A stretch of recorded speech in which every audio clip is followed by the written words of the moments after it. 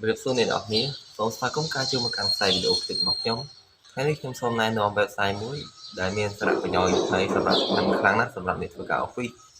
website នោះគឺមានឈ្មោះថា Timeweaver នៅក្នុង website នោះគឺមាន tool ជាច្រើនដែលសម្រាប់ឲ្យយើងធ្វើការបំលែង PDF ក៏ដូចជា Word Excel ផ្សេងៗដូចជា remove background រូបភាពជារួម tool មានច្រើនមែនតើអញ្ចឹងយើងទៅមើលទាំងអស់គ្នាតើរូបរាងនៅ website នោះយ៉ាងម៉េចអញ្ចឹង let's go មកខាងពេលហើយសម្រាប់អ្នកថ្មីចូលមើលវីដេអូនេះហើយកុំភ្លេចចុច subscribe និង share វីដេអូទាំងអស់គ្នាណា let's go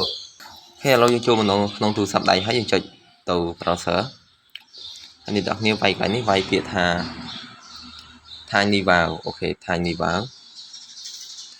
ហើយអ្នកទាំងគ្នាចុចលើ website ហ្នឹងមកនេះអូខេអ្នកទាំងគ្នាអាចអូសមើលខាងក្រោមក៏បានមើលចេះក៏បានដែរមើលមកចំហៀងចេះក៏បានអូខេឬក៏យើងអូសមើលមកក្រោមនេះហើយអ្នកទាំងគ្នាចុចកន្លែង all tool មក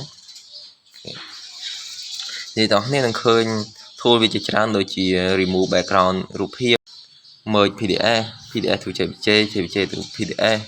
edit PDF compress PDF ផ្ដាច់ PDF ហើយណា split PDF បំលែងពី PDF ទៅ Word Word ទៅ PDF អញ្ចឹងអ្នកទាំងគ្នាឲ្យ unlock PDF profile photo marker compress image PDF to Excel resize image AI image generate អញ្ចឹងហើយមាន image to text PDF to PowerPoint នេះអាចមើលបន្ថែមលើហ្នឹងហើយ file ជាច្រើនដែលអ្នកទាំងគ្នាអាចយកទៅប្រើប្រាស់បានសម្រាប់អ្នកធ្វើការ Office ក៏ដូចជាមិនមែនសម្រាប់តែអ្នកធ្វើការ Office ទេអ្នកដែលធ្វើការផ្សេងៗក៏អាចធ្វើការដូចជាអ្នកត្រូវការ MP4 MP3 ឯអ្នកគ្នាអាចយកហ្នឹងធ្វើការបានដូចគ្នាហេអស់ហើយអ្នកទាំងគ្នាវីដេអូរបស់ខ្ញុំមានតែប៉ុណ្្នឹងទេ